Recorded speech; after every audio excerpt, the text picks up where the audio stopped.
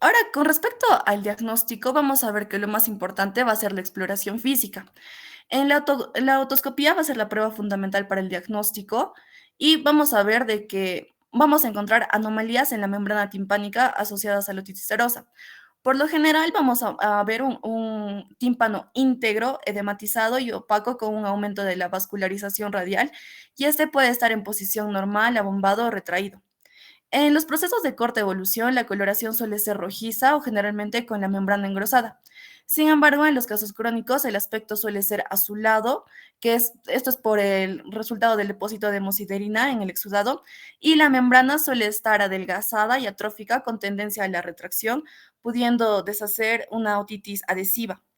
Y en los casos en los que el tímpano conserva su transparencia, es posible observar niveles o burbujas, que esto nos va a indicar que la trompa funciona parcialmente. Si hay congestión de la membrana timpánica, ¿eso hay en una otitis media serosa? Sí, doctora, es lo que vamos Congestión. a encontrar en la otoscopía. A ver, regresa a una imagen anterior que tenías. Retrocede tus diapositivas. Esa. Ahí, por ejemplo, esa es una imagen típica de la otitis media serosa. ¿Y ahí hay congestión o edema?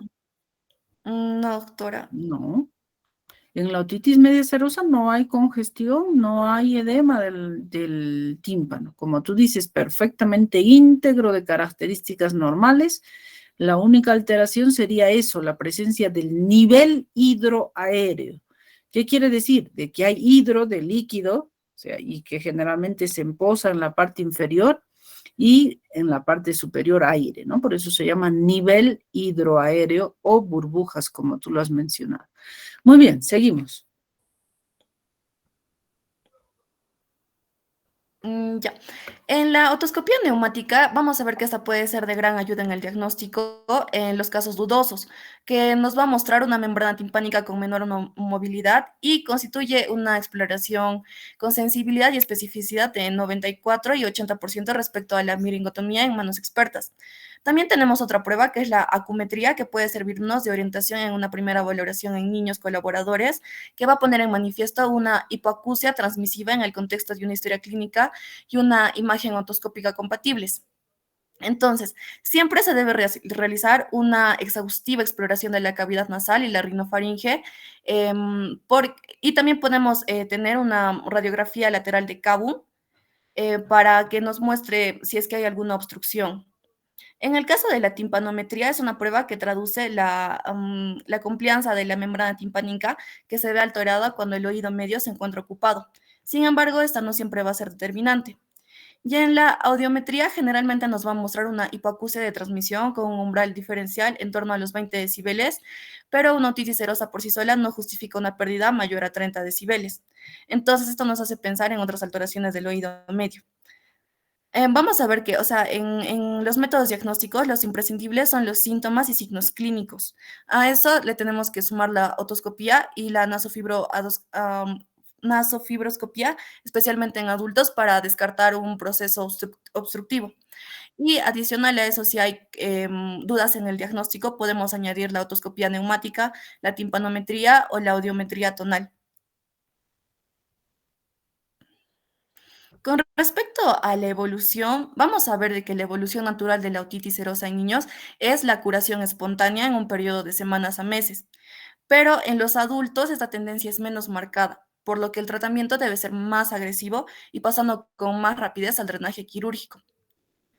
Vamos a ver de que una característica es que el riesgo de desarrollar la otitis serosa disminuye con el crecimiento del niño. Esto por la maduración de la trompa de Eustaquio y el sistema inmunitario. Entonces, la disminución de la frecuencia de infecciones respiratorias altas, la atrofia del tejido, atrofia del tejido adenoideo y la mejora de la higiene local favorecen la desaparición de los mecanismos causales. Entonces, aproximadamente el 50% de los oídos con otitis serosa se normalizan en un periodo de 2 meses, por lo que es recomendable esperar al menos 3 meses antes de establecer un tratamiento quirúrgico. Sin embargo, la observación durante tiempos superiores a 6 meses puede ser resultado de un balance entre las posibles consecuencias en la audición, retraso del lenguaje, desarrollo general y rendimiento escolar. Entonces, o sea, lo que nos debe quedar de esta diapositiva es que la mayoría de la evolución normal de la otitis media serosa es la curación espontánea. Entonces, debemos observarlo 2 meses. Pero en caso de que, digamos, esto continúe, sí tenemos que intervenir. ¿Por qué? Porque le va a dar al niño un retraso del lenguaje y también va a afectar en su rendimiento escolar. Vamos a ver que tenemos condiciones que pueden favorecer el desarrollo de complicaciones. Por ejemplo, en los niños que presentan una hipoacusia permanente va con independencia de la otitis serosa. También sospecha o diagnóstico de retraso en el desarrollo del lenguaje, autismo y otras alteraciones en el desarrollo, síndromes o malformaciones craneofaciales que asocien retraso mental o del lenguaje, ceguera y paladar hendido asociado o no a retraso del desarrollo. Con respecto del tratamiento, vamos a ver que debido a las diferencias en la evolución de la otitis serosa en función a la edad, el tratamiento va a ser diferente según sea un niño o un adulto. Entonces, como ya hemos comentado, en la mayoría de casos es una situación que se resuelve espontáneamente. Por lo tanto, en la revisión vi que hay autores que dicen que tenemos que abstenernos de tratar. Y el tratamiento solo debe estar indicado en pacientes con clínica persistente, con retraso del desarrollo del lenguaje o en las relaciones sociales o en aquellos que presentan complicaciones como la hipoacusia neurosensorial, parálisis facial, inestabilidad o vértigo o en caso de retracciones timpánicas importantes. Vamos a ver de que el objetivo real del tratamiento es controlar la enfermedad y no su curación, ya que esta se va a curar espontáneamente con el crecimiento y desarrollo de la trompa de Eustaquio. Entonces, el tratamiento médico se debe hacer en la otitis serosa aguda, vamos a ver que es menos de 3 semanas, y en la subaguda es de 3 semanas a 3 meses. Entonces, debido a la tendencia natural de la resolución espontánea, solo vamos a ver de que los antibióticos han demostrado un efecto moderado en el control de la otitis serosa a corto plazo. Sin embargo, su efectividad a largo plazo no ha sido demostrada. Se considera necesario tratar a 7 niños para conseguir una mejora a corto plazo de 1. Además, diversos estudios indican que la efectividad del uso del antibiótico disminuye en los pacientes previamente tratados, por lo que en los niños ya han recibido varios ciclos de antibiótico resulta, o sea, no es producente prescribir uno nuevo. Sin embargo, vamos a ver que los antibióticos más utilizados es la amoxicilina sola o asociada a ácido clavulánico. También vamos a ver que podemos administrar corticoides por vía sistémica asociado a la antibiótico-terapia, que estos aceleran la resolución de la otitis. ¿Por En qué tratamiento antibiótico si estamos diciendo que este no es un problema infeccioso? Porque debido a la continuidad, doctora, o sea, si es un problema por una infección de la vía aérea superior, si resolvemos la infección de la vía aérea superior, se va a resolver también la otitis media. Mm, bueno. Ya, Mm, sigue. En el caso de los adultos, el tratamiento médico va encaminado a una mejora de la ventilación tubárica con lavados nasales asociados a corticoides tópico nasal y en ocasiones un ciclo corto de aerosol terapia. Eso sería todo, doctora. Ahora voy a pasar a las Ya, preguntas. muy bien, gracias. Deja de compartir ya tus preguntas. Más bien la siguiente expositora ponga su pantalla. A ver, entonces, siempre me está quedando la duda. ¿O alguien tiene dudas, chicos, para preguntar a su compañera?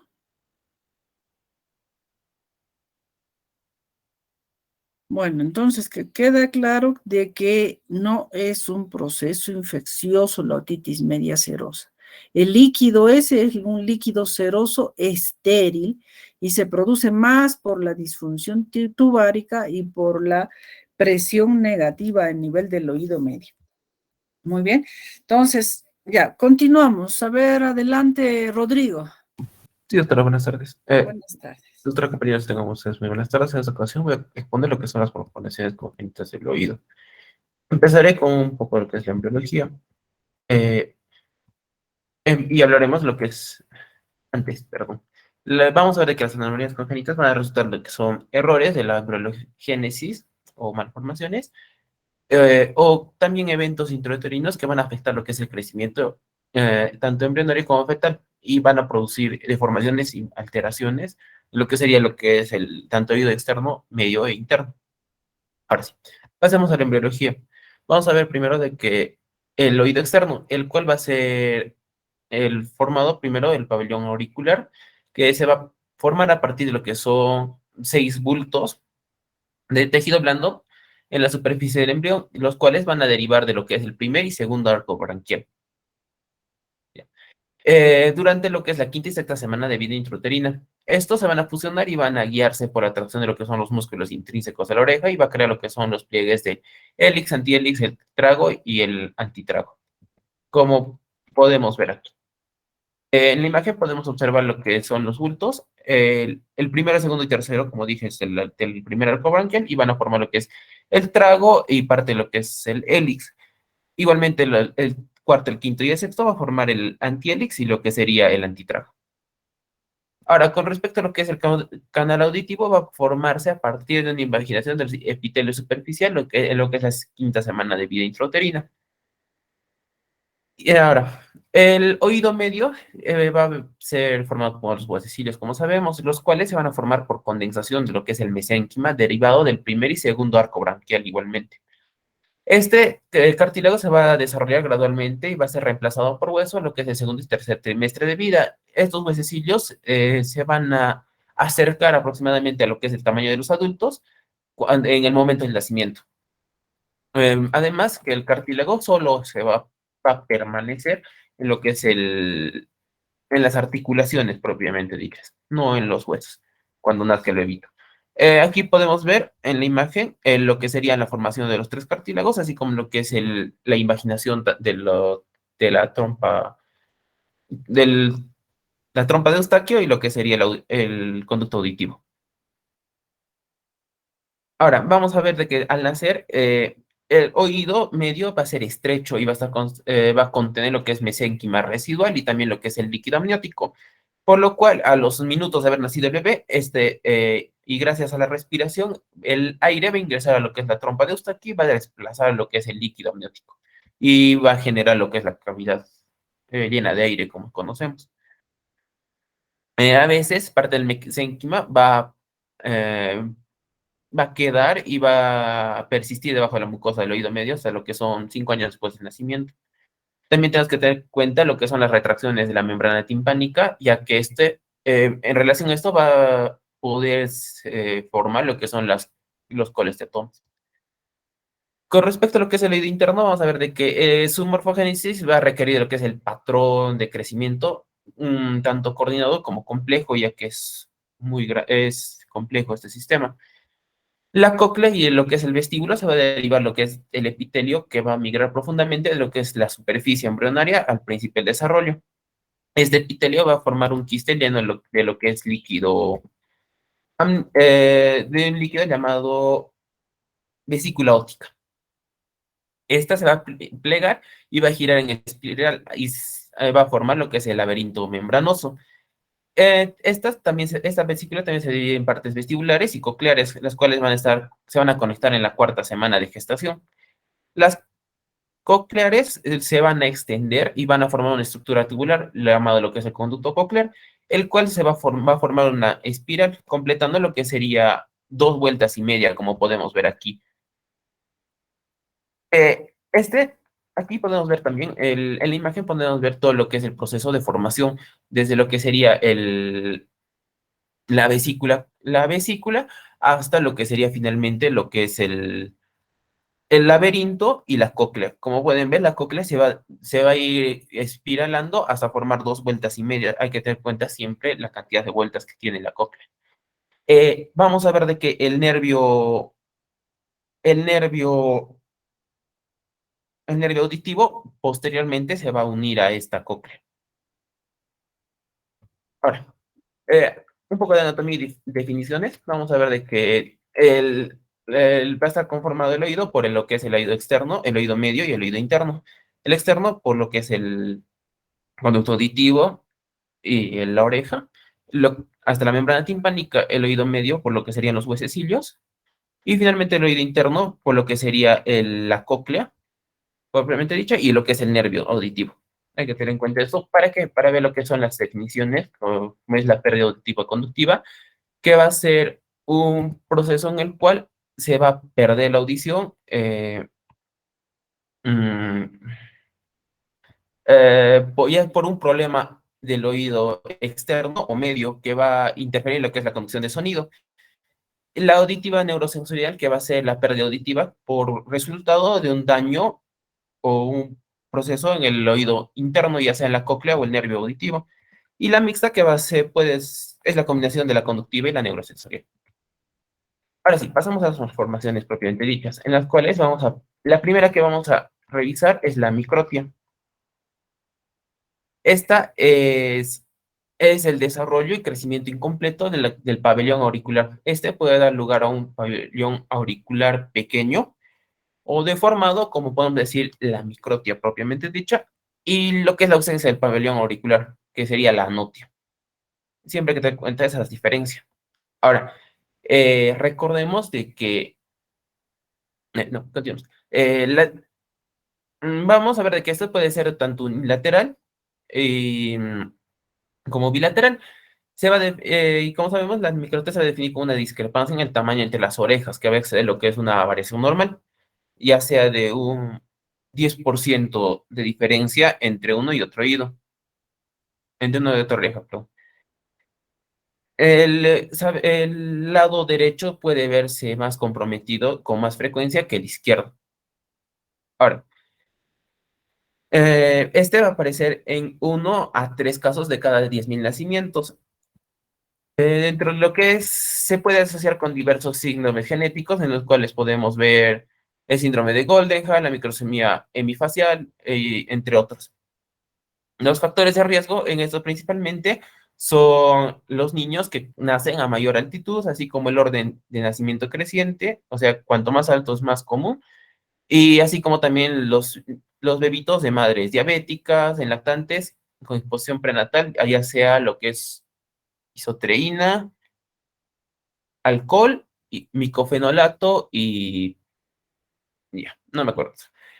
Dentro de las que es, aquí podemos ver en la imagen lo que es la microtia en la A, B y C. En la A y B vamos a ver orejas normales, mientras que en la C, no, perdón, en la A y en la B vamos a ver lo que son pequeños bultos en en las orejas, como podemos observar.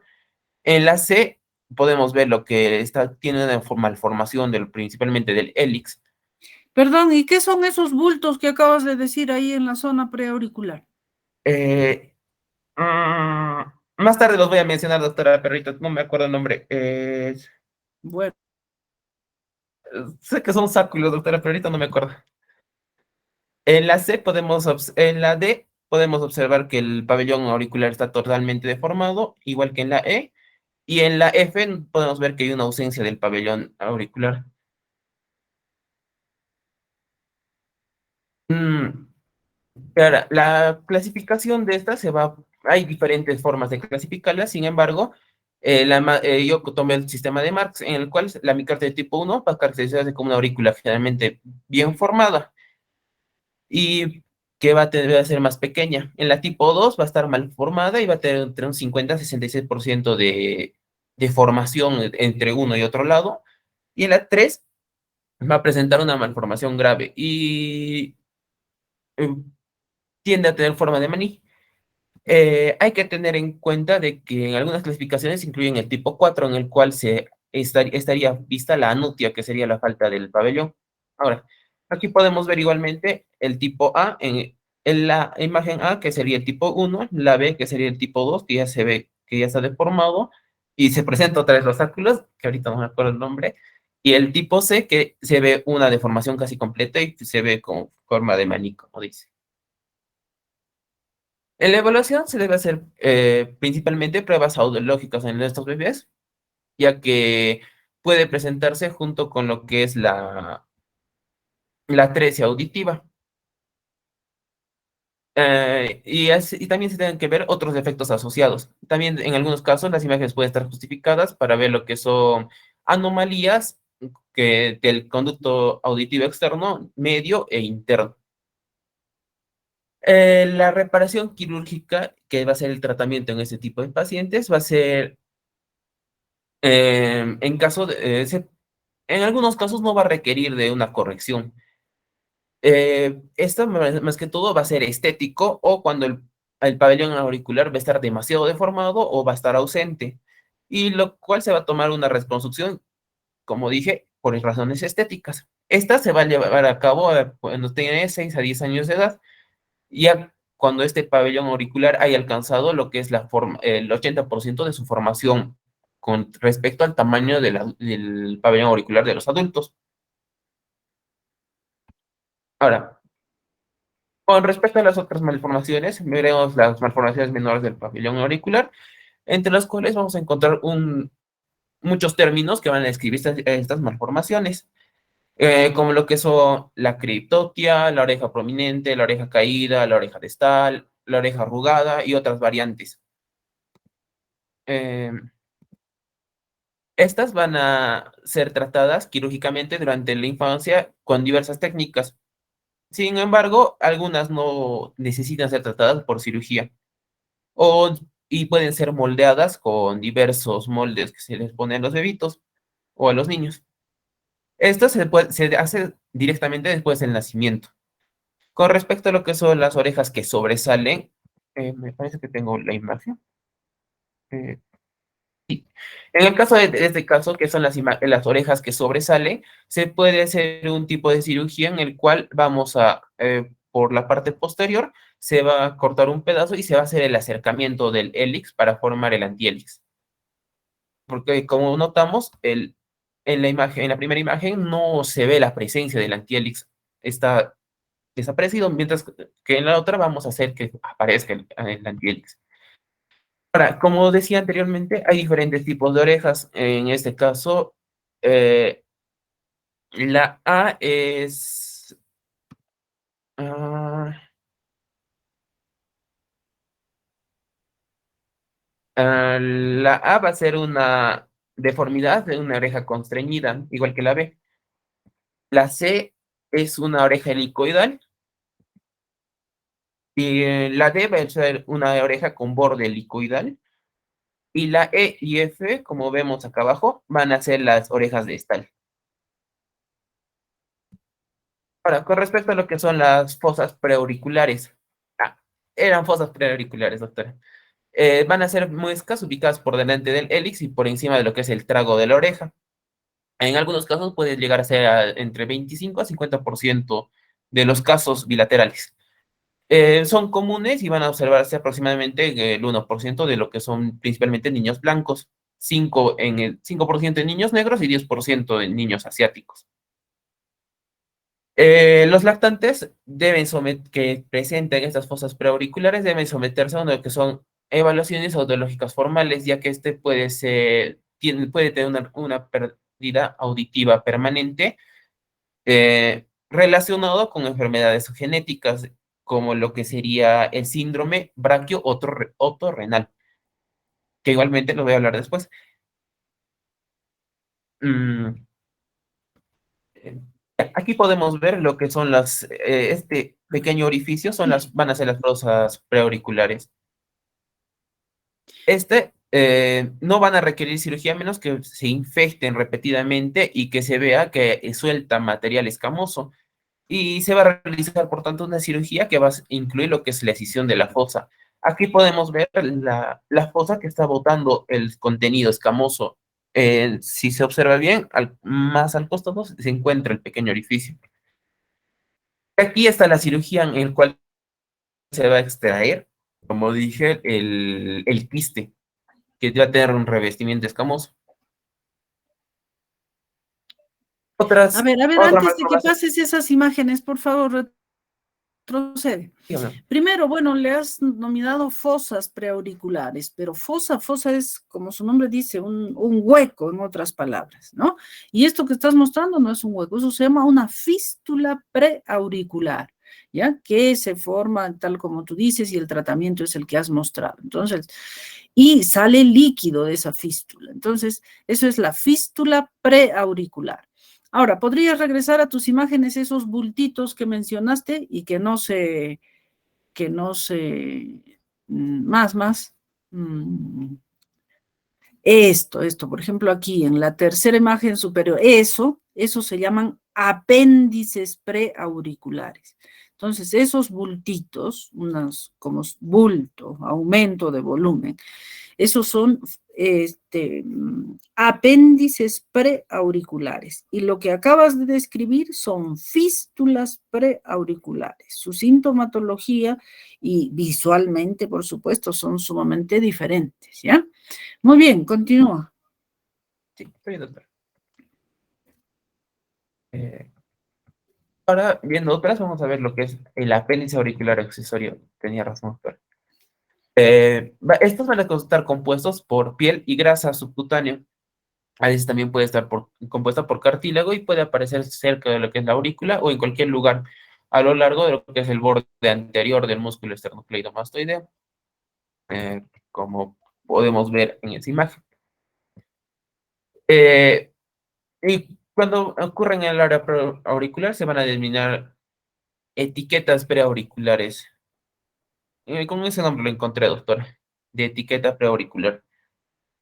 Estos, tanto los apéndices como las etiquetas preauriculares van a estar, generalmente se van a eliminar lo que es en la infancia con fines estéticos, principalmente. Y bueno, estos muy raramente pueden tener una pérdida auditiva unilateral y que se va a asociar a esto y a otras enfermedades y se va a someter principalmente a estos niños a un examen de audición para los recién nacidos. Em, ya. Ahora veremos lo que son las anomalías del oído en los síndromes de Charge y George.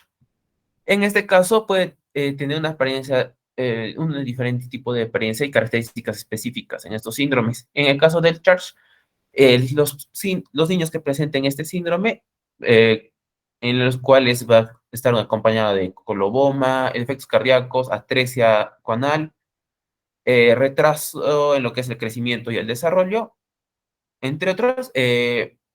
Vamos a ver de que los pacientes van a tener oídos asimétricos entre ambos lados, así como que van a tener una altura en vertical reducida y un hélix ancho en forma de copa. Me parece que ya tengo acá la imagen. Sí, así como podemos ver en la primera imagen.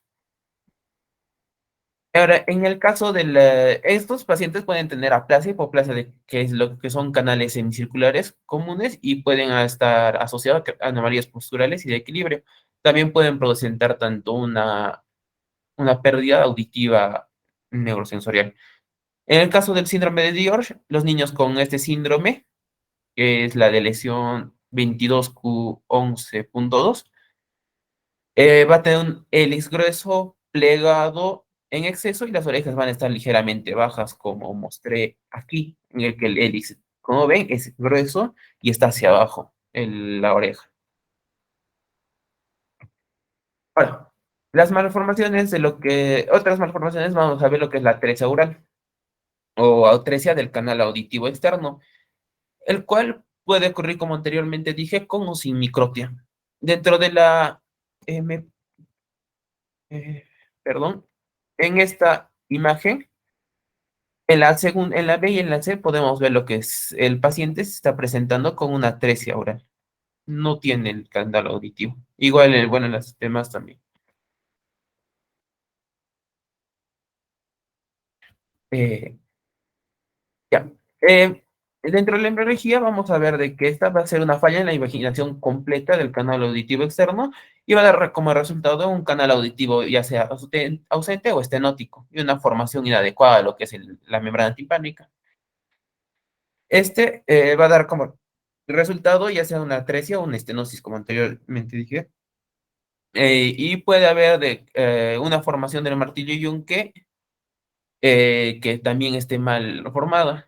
Por tanto, van a tener estos pacientes lo que es una pérdida auditiva conductiva,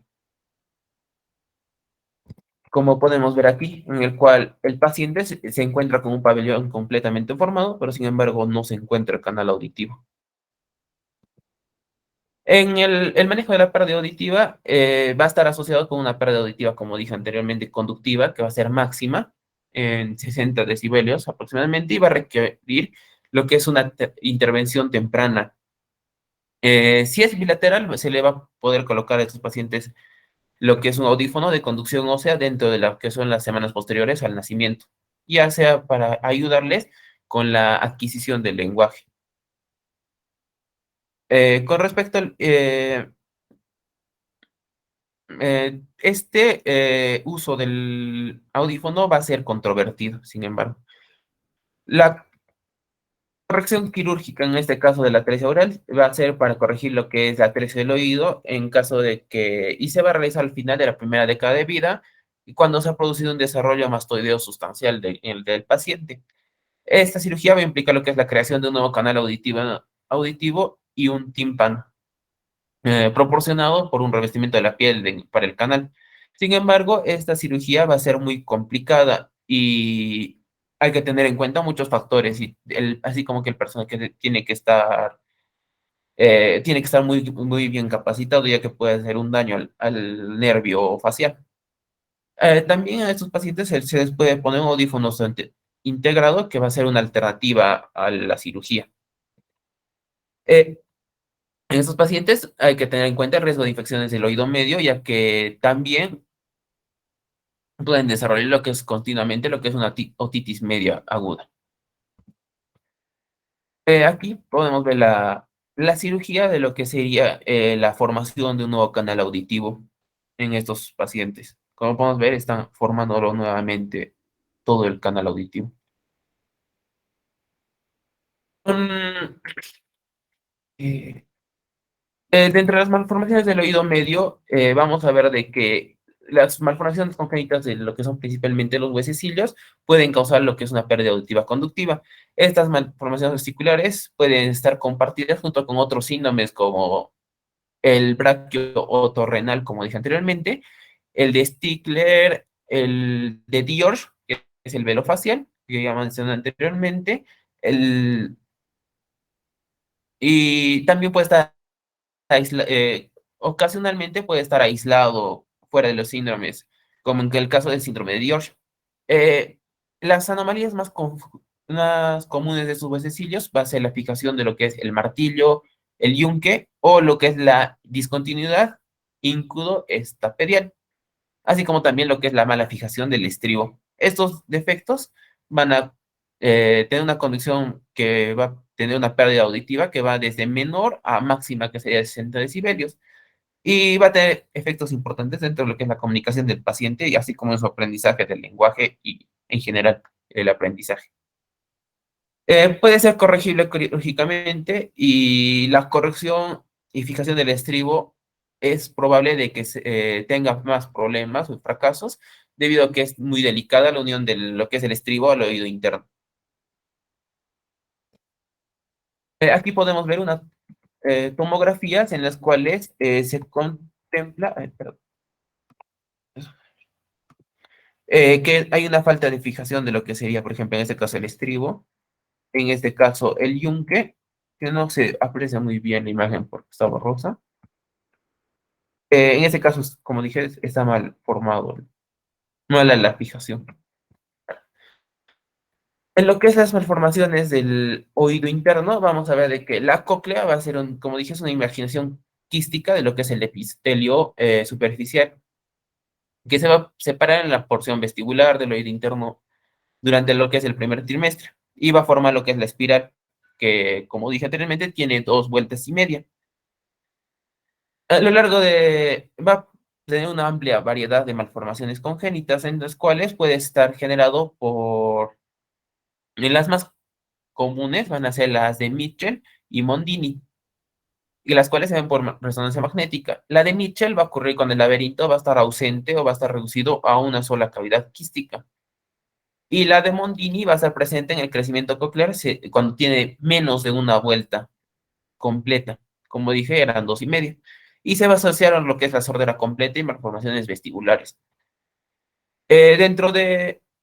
Hay muchas formas de clasificar a estas malformaciones. Sin embargo, va a estar principalmente basado en hallazgos generales, en los cuales vamos a ver lo que es la aplasia completa o de Mitchell, la malformación de Mondini, la aplasia coclear completa, una cavidad común que sería entre el laberinto y la cóclea, la aplasia coclear con laberinto normalmente desarrollado, que como su nombre dice, es la cóclea no está formada, la hipoplasia coclear, que va a estar incompleta la cóclea, y el tabique incompleto en el que no hay una separación entre la cóclea y el laberinto. En esta podemos ver, por ejemplo, en estas imágenes tomográficas, vamos a ver de que la cóclea no está bien formada, no tiene las 2,5 vueltas eh, que normalmente se dice. Igualmente aquí, en este caso, la cóclea no existe en el asterisco que vemos. Seguidamente veremos lo que es el diagnóstico en estos pacientes, en el cual vamos a tener en cuenta primero el examen físico, que tenemos que ver cómo se encuentra el conducto auditivo externo, interno, o bueno, medio del paciente, así como que tenemos que hacer pruebas generales de oído, como lo que sería principalmente los parámetros de crecimiento, la evaluación, la apariencia general de cómo se encuentra el bebito o el recién nacido. Y tenemos que tener en cuenta también los diferentes síndromes con los que se puede presentar las malformaciones. El examen de oído tenemos que ver lo que es la inspección de las fosas preauriculares y tenemos que, en los bebitos tenemos que poner las pruebas auditivas simples, como lo que es los diapasones, el uso de diapasones, principalmente. Ahora, Eh, no sé, ahora, tenemos que también tener en cuenta lo que es la audiología, en los que se van a realizar lo que es primero la audiometría de tonos puros, como es la que conocemos normalmente, en el que se va a colocar los audífonos y se le va a poner en diferentes frecuencias la vibración, o bueno, el sonido. Luego tenemos lo que es la de la audiometría del habla, en la cual al paciente se le va a hablar palabras, desde susurros hasta gritos o palabras normales, en el cual el paciente tiene que responder. En caso de que no responda, eh, hay que tener en cuenta el otro tipo de audiometría. Ahora, otra prueba sería también las pruebas de impedancia o la audiometría de impedancia, en el cual se va a evaluar la integridad y la función del sistema del oído medio. También entre las cuales se encuentra la timpanometría, que va a medir los cambios de la impedancia acústica del sistema del oído medio, lo que es respuesta a los cambios de la presión del aire. Finalmente veremos lo que es el tratamiento, en el cual primero tenemos que ver el manejo de condiciones subyacentes, como que son los demás síndromes que puede presentar el paciente. Ahora, este tratamiento se tiene que tener en cuenta la presencia de otros especialistas, además del otorrino, el laringólogo, como lo que serían genetistas y cirujanos, diferentes cirujanos de cabeza y cuello. También se puede tener en cuenta el uso de audífonos en estos pacientes para aportar en lo que es el aprendizaje. Se puede poner tanto audífonos normales como audífonos de conducción ósea, como dice. Y también en algunos pacientes, dependiendo del caso, se les puede poner implantes cocleares. Eso sería todo. Ya. Bien, ¿por qué dices de que intervienen los cirujanos de cabeza y cuello? En caso de que necesite, doctora, de lo que es la apertura de un nuevo conducto auditivo. No, ellos no hacen eso hacen los otorrinos, los otocirujanos en ese caso serían, no los de cabeza y cuello. Ah, Ahora dices esa audiometría del habla. Por cierto, gracias, deja de compartir y que vaya preparando sus diapositivas tu siguiente compañero. Dijiste esto de la audiometría del habla. ¿Cómo se hace? la audiometría del habla, doctora, se va a hacer el paciente, se le va a empezar a hablar al paciente y tiene que discriminar palabras, diferenciar las diferentes palabras que se le dice, y se tiene que hacer desde susurros, palabras muy suaves, se puede hacer palabras más fuertes, empezar a elevar el tono de voz. Eso es principalmente, doctora, y el No, paciente tiene que... qué raro, así no se hace la logoaudiometría. O digo, a ver, sería una forma empírica, ¿no? De sospechar a lo ahora que tú dices de hablar de susurros, sería pues tratar de ver si es hipoacústico a través de la voz cuchicheada.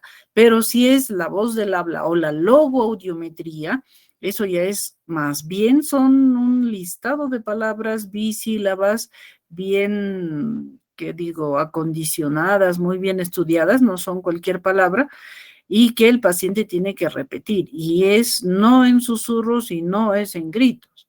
Bueno, por cierto, ¿cuál es la malformación congénita más frecuente de todas las que has expuesto? ¿Sería la microtia, doctora? ¿Me estás preguntando o es así No, lo que es la tú has visto? microtia, doctora, si mal no me acuerdo. ¿Microtia sola o microtia con agenesia de conducto auditivo externo? Solo, doctora, aunque puede también presentar agenesia en algunos casos. Puede sí, pero por eso la pregunta es, ¿cuál es más frecuente? En la microtia sola, doctora. Mm, Bueno, ya, listo. A ver, en todo caso, Marcial, Eddie Marcial, adelante con tu tema. ¿Qué, doctora? Buenas tardes, compañero. Buenas tardes, doctora. El día de hoy les voy a explicar o voy a hablar un poquito sobre los tumores benignos de oído, ¿ya? Dentro de estos tumores benignos de oído, vamos a ver que vamos a encontrar tumores benignos tanto en oído externo, medio e interno, ¿ya? Vamos a comenzar hablando sobre los tumores benignos a nivel del conducto auditivo externo, que son los más comunes. Pero primero vamos a hablar sobre las exostosis. Estos van a ser tumores de crecimientos óseos benignos, ¿ya?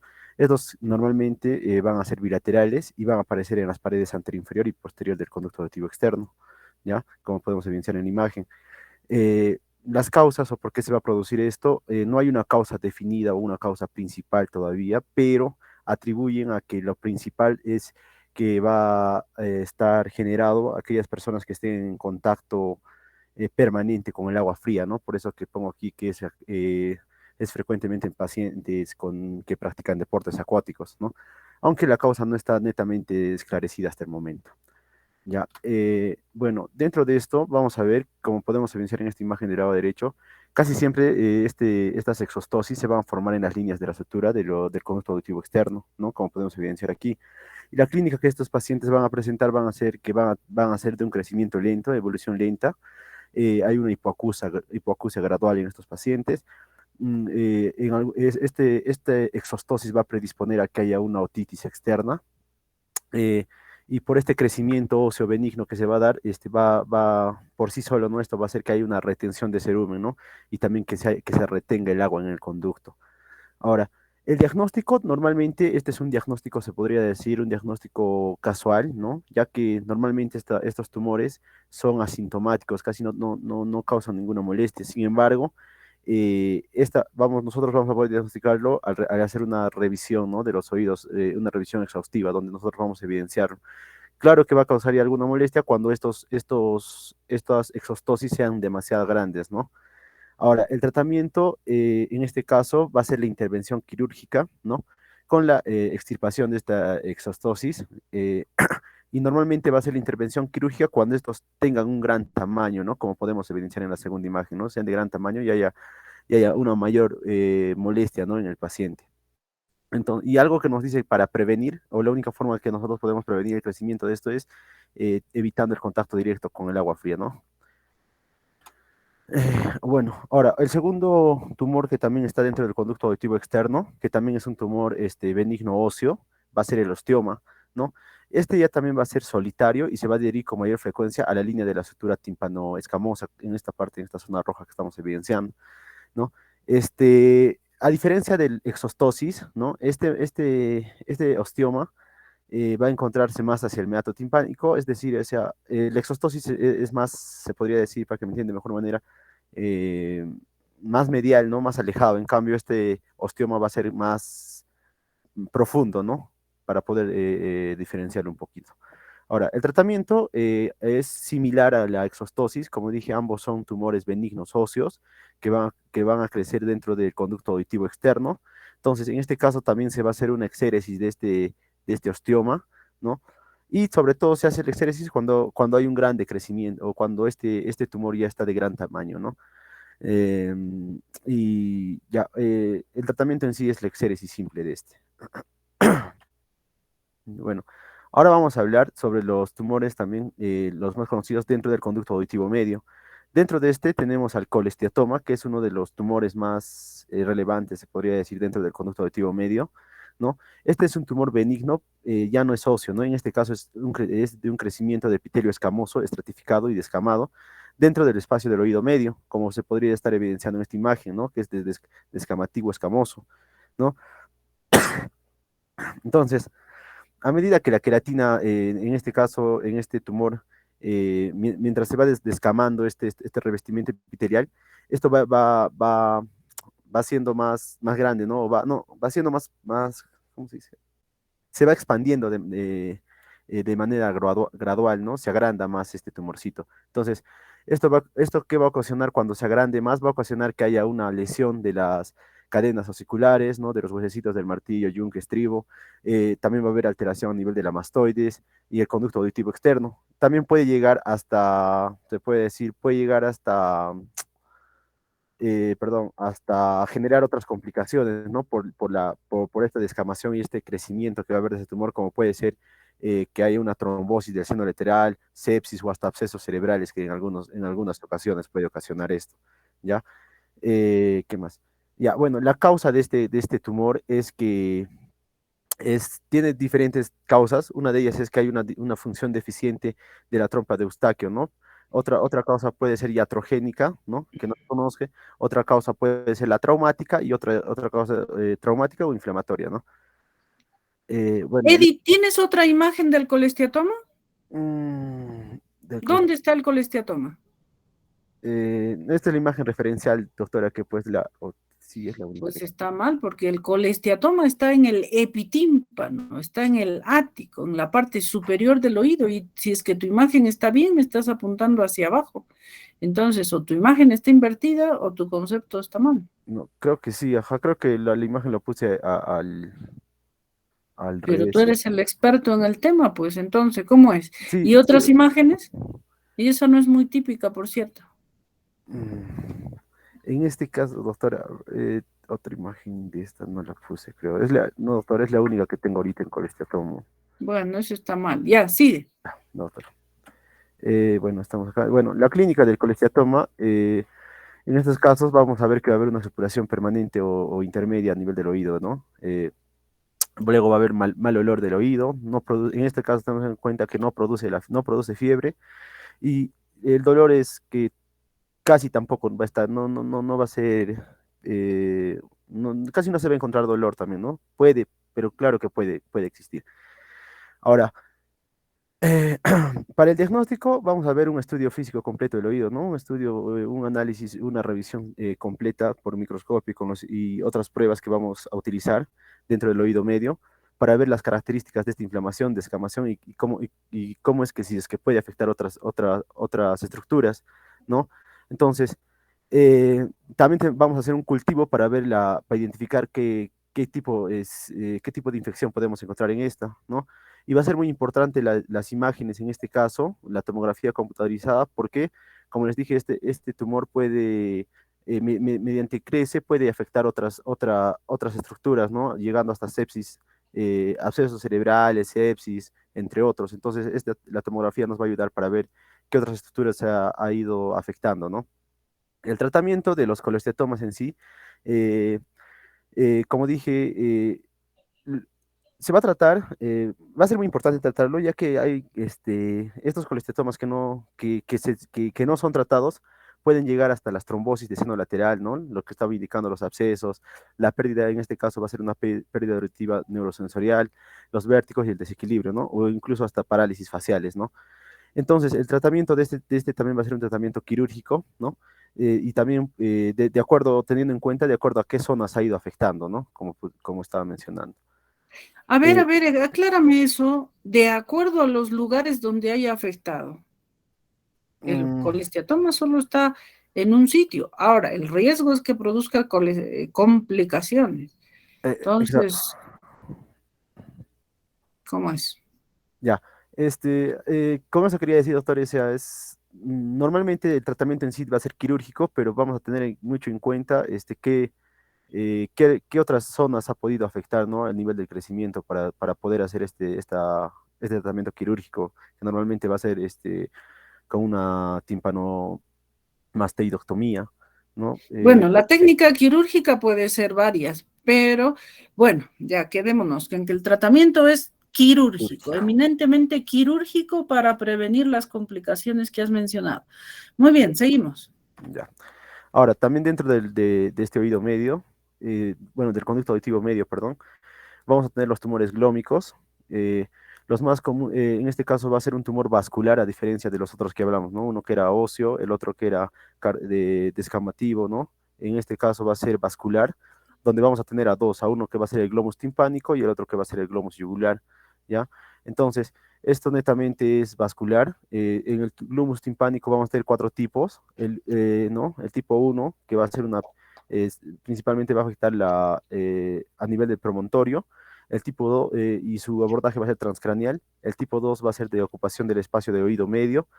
Y desde el tipo 2 hasta el tipo 4 van a tener un mismo abordaje que va a ser el posauricular con abordaje de receso facial, ¿no? El tipo 3 que va a ocupar ya también el oído medio y la mastoides, y el tipo 4 que va a ocupar oído medio, mastoides, invasión del oído externo, y hasta puede llegar a la región tubárica, ¿no? Ahora, en el glomus yugular, de igual forma, se divide en cuatro tipos, ¿no? El tipo uno es de acuerdo a la extensión, lo que les estoy demostrando, ¿no? El tipo uno va a ser un pequeño tumor a nivel del bulbo yugular y el oído medio y mastoides.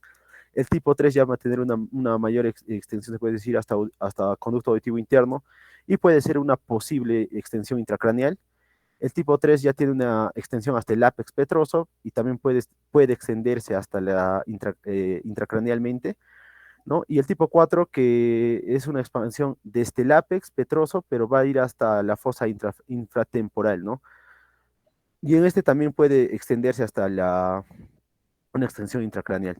Ya, los abordajes de estos normalmente es, como podemos evidenciar, la disección tradicional de la base del cráneo, y en estadios más avanzados ya va a ser una, eh, por la fosa infratemporal normalmente. Va a depender en qué estadio esté, ¿no? Perdón, en qué tipo de glomus vamos a verlo al paciente, ¿no?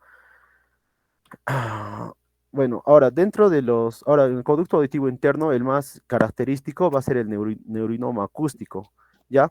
Este es un tumor benigno que normalmente se origina en la porción vestibular del octavo par craneal, ¿no? Entonces, con esto ya podemos estar viendo que si va a afectar el octavo par craneal a nivel vestibular, vamos a ver alguna clínica eh, ¿cómo se dice? Del equilibrio y la postura en el paciente, ¿no? Que también nos va a ser característico. En este caso, el neurinoma acústico va a ser de crecimiento lento, ¿no? Y no maligniza, ¿no? Pero tampoco metastiza, pero va a ser, tenemos que tener mucho cuidado por la ubicación, más que todo por la ubicación de este neurinoma acústico, ¿no? La ubicación es lo que le va a causar se podría decir, la peligrosidad que va a causar este tumor, ¿no? Ya que podemos ver en esta imagen, no, más adelante tengo otra imagen. Por ejemplo, bueno, acá como referencia, ¿no? Este sería el tumor, el de acá, y está pasando cerca o está adherido en algunos casos y comprime el nervio facial, como se podría evidenciar en esta parte, ¿no? Más adelante lo voy a explicar de una forma, ya. Y acá para tener en cuenta, este tumor normalmente se va a ubicar en el ángulo pontocerebeloso, ¿no? Y a nivel como decía, a nivel de la porción vestibular del octavo par craneal. Entonces, en esta imagen vamos a ver de mejor manera lo que les decía. Bueno, ya. Acá este es el tumor, el neurinoma acústico. Entonces, su peligrosidad es principalmente por la ubicación. Entonces, Normalmente las literaturas indican, ¿no?, que la complicación o lo más peligroso que puede ser es, o no, bueno, la complicación más frecuente que se da en estos pacientes va a ser la parálisis facial, que en algunos casos es transitoria. ¿Y esto por qué se va a dar? Se va a dar por la compresión del nervio facial, que es este de aquí, ¿no? Y a veces y por la adherencia de este tumor que se va a encontrar. Más que todo esa es la peligrosidad de este, ¿no? En este caso de lo conducto auditivo interno, perdón. Entonces, dentro de estos neurinomas tenemos tanto los unilaterales y los bilaterales. Lo más comunes son los neurinomas acústicos unilaterales, ¿no? Que va a afectar a un solo oído. Normalmente la edad de presentación va a ser a cualquier edad, pero se puede poner un pico entre 30 y 60. Estos no son hereditarios y ocurren esporádicamente, ¿no? Tener en cuenta que no son hereditarios, porque en el caso del neurinoma del acústico bilateral, ¿no? Bilateral ya sabemos que afectan a ambos lados, ¿no? Que a ambos nervios auditivos, pero en este caso sí está asociado a un trastorno genético, ¿no? Que va a ser el NF2, que es la neurofibromatosis tipo 2, ¿no? Eso es lo común en estos pacientes. Y lo común, a diferencia del otro, es que a estos va a dar en pacientes jóvenes, en adolescentes o en adultos jóvenes, ¿no? De adultos tempranos, de edad temprana, ¿no? O adultos jóvenes en este caso. Y en estos pacientes vamos a ver que van a desarrollar múltiples tumores, aparte de este, que van a estar relacionados en el cerebro o en la médula espinal. Bueno, en este caso, la clínica de estos pacientes al comienzo, lo principal que vamos a encontrar va a ser la hipoacusia y los acúfenos. Como decía a un comienzo, lo principal es que este es de crecimiento lento, pero puede haber que en algunos casos es poco, ¿no? En un 5% su presentación sea súbita, ¿no? O sea, sea rápida, ¿no? Pero es en menor cantidad de esto. Entonces, si nosotros dejamos a este neurinoma acústico sin un tratamiento, este va a llegar a tener graves, ¿cómo se dice?, complicaciones más graves, ¿ya? Que va a afectar tanto al sistema nervioso central, va a haber desequilibrios, cefaleas, y todo eso, ¿no? Lo relacionamos porque va a estar asociado a la porción vestibular del octavo par craneal, ¿no? Bueno, el diagnóstico de estos pacientes, muy importante va a ser la clínica, un examen completo de oído, ¿no? La revisión completa, pruebas de audiometría, equilibrio también, y lo importante acá las imágenes, ¿no? Para ver la ubicación de este tumor. Acá, como podemos evidenciar, yo les indicaba que el tumor del neurinoma acústico se va a ubicar principalmente en el ángulo pontocerebeloso, como se evidencia en la imagen, ¿no? A nivel de la porción vestibular del octavo par craneal. En este caso, estaríamos diciendo que este tumor de este neurinoma acústico está ubicado en el ángulo pontocerebeloso del lado derecho, ¿no? Ya, el tratamiento. El tratamiento de estos pacientes eh, tiene diferentes técnicas quirúrgicas, pero también va a ser muy importante el tamaño del tumor, ¿no? Para ver qué técnica quirúrgica podemos usar, ¿no? Como por ejemplo, de acuerdo a la técnica quirúrgica, por ejemplo, si en tumores, perdón, en neurinomas acústicos muy pequeños, podemos hacer la técnica a través de la fosa media, ¿no? Y en este caso es muy importante, ¿para qué? Para que se preserve la audición también, ¿no? Y si fuese un tumor mayor de 3 centímetros, por ejemplo, podemos usar la técnica quirúrgica translaberíntica, que va a ser muy importante en estos tumores más grandes, ¿no? ¿Qué más? Y lo que mencionaba, ¿no? Para terminar, la secuela más importante o la complicación se podría tomar en cuenta de este neurinoma acústico va a ser la lesión del nervio facial, ¿no? Y por ende vamos por la compresión y por lo que está adherido al tumor. Y por ende, en bueno, en estos pacientes vamos a ver la parálisis facial, ¿no? Que se va a poder tener en cuenta en estos. Bueno, eso sería, doctora. Todo y esas serían mis Muy preguntas. bien, ya deja de compartir. A ver, tu siguiente compañero que ponga su pantalla. ¿Cuál de los tumores que has mencionado son los más frecuentes? Eh, bueno, el neurinoma acústico, por ejemplo, es un tumor muy frecuente en el conducto auditivo interno, el más común, y el colesteatoma, ¿no? Hablando a nivel del conducto auditivo medio. Conducto auditivo medio, es el oído medio, la caja del oído medio, no Sí, es perdón, conducto. Ahora, bueno, perdón. según la localización, claro, pero en general, frecuencia, qué decir, absoluta, pues por ejemplo, entre un colesteatoma y un neurinoma, ¿cuál es más frecuente? Entre el colesteatoma y neurinoma, doctora, sería el neurinoma acústico. No, el Vale. colesteatoma. Ay, Muy bien, ya, a ver, entonces vamos a escuchar a Yadira. ¿Se puede ver mi pantalla, doctora? Sí, pero no se ve todavía las diapositivas. Mm, Ahora,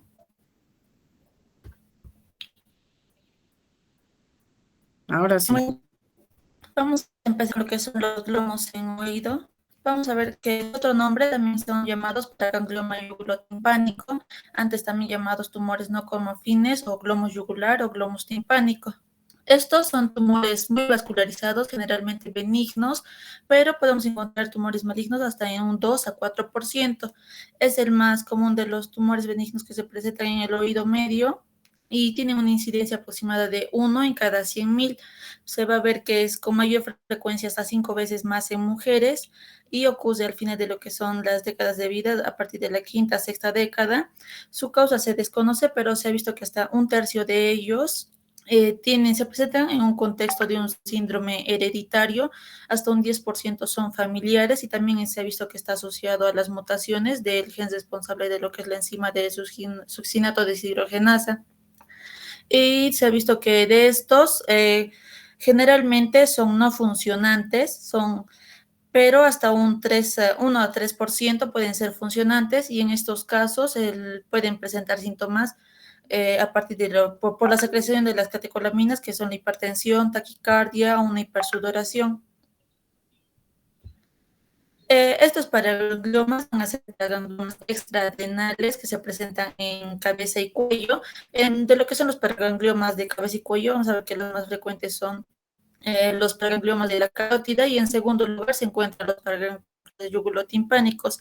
Surgen a partir de lo que es el tejido paraganglionar, generalmente de origen parasimpático, por eso es que no son no funcionantes y derivan de lo que son los corpúsculos glómicos que están situados sobre el nervio de Jacobson, el nervio de Arnold o puede ser de lo que es a partir del golfo yugular. En caso del glomus timpánico, este va a ser intratimpánico, es el más frecuente de los dos y se origina a partir de lo que es a nivel del promontorio, sobre los corpúsculos glómicos que están en el nervio de Jacobson. Y en lo que es el glomo yugular, este va a ser extratimpánico, pero se exterioriza hacia lo que es el oído medio. Este es más agresivo y se va a originar de lo que son los corpúsculos glómicos de lo que es el nervio de Arnold y a nivel del golfo yugular y se va a presentar a nivel de lo que es de la fosa yugular.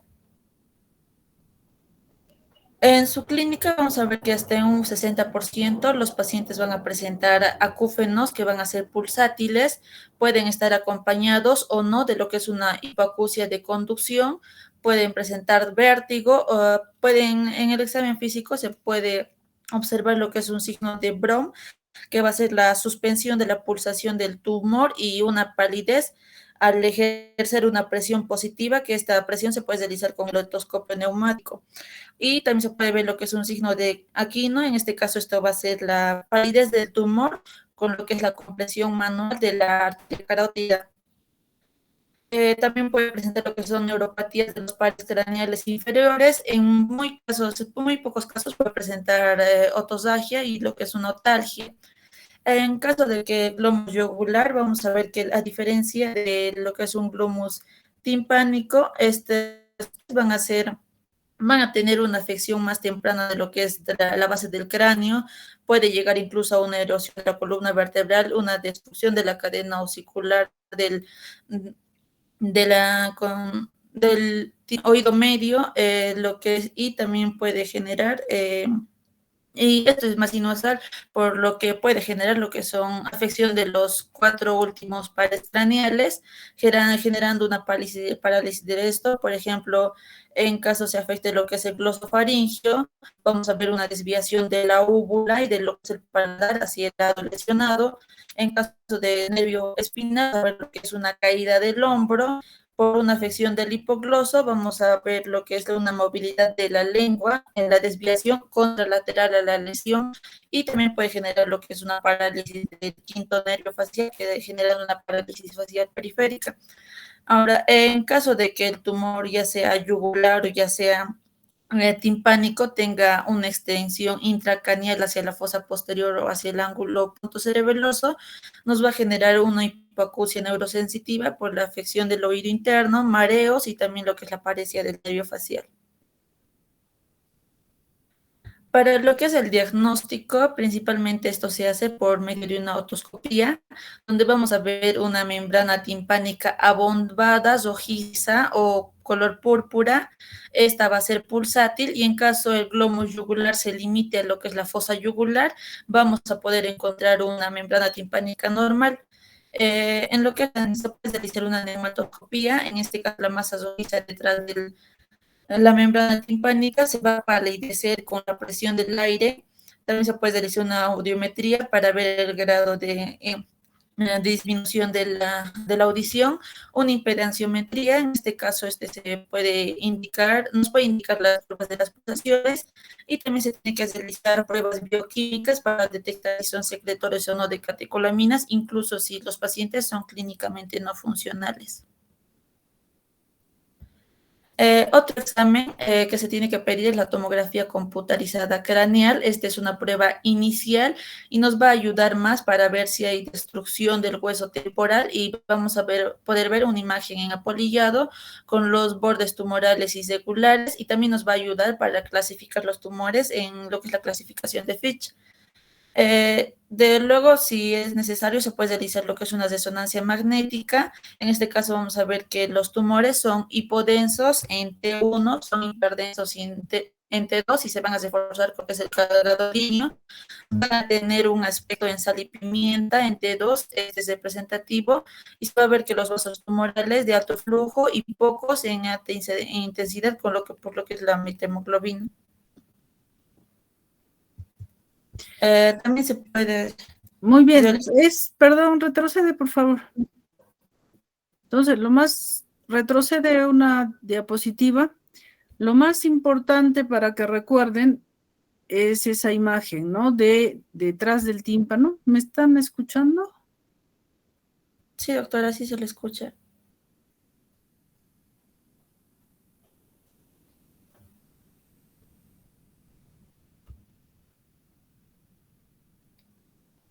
Doctor, está con el micro apagado.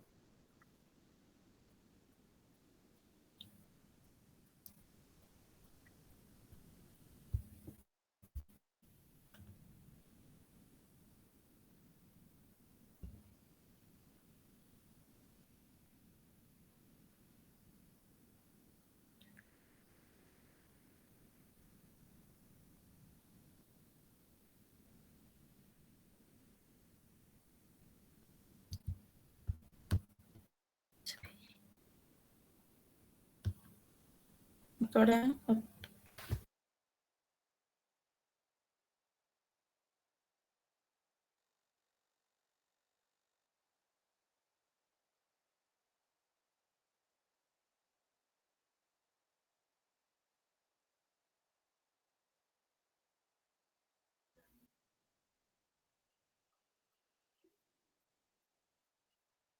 Ya, ahora chicos, se me perdió la conexión.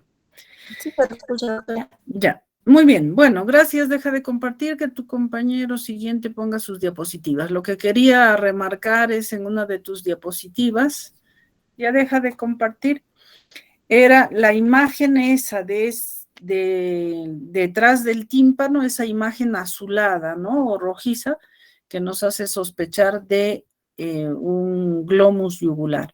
Y también una otorragia súbita, aparentemente sin trauma, sin infección, entonces también es un signo importante para pensar en un glomus yugular. Lo más saltante que deben ustedes recordar en ese aspecto. Muy bien, a ver, el siguiente, ¿quién va a exponer? Está Carla. Sí, presente, doctora. ¿Se ve mi pantalla?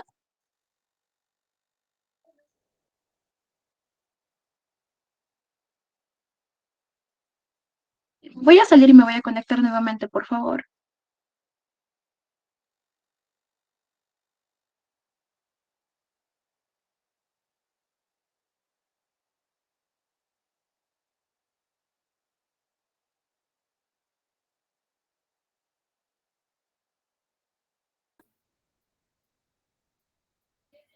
¿Se A ver, observa? no, no se observa. Y si Daniela está lista, puede Daniela poner su tema en todo caso. Sí, por favor, doctor, estoy teniendo problemas al compartir. Ya, doctora, ya le voy a pasar. Ya.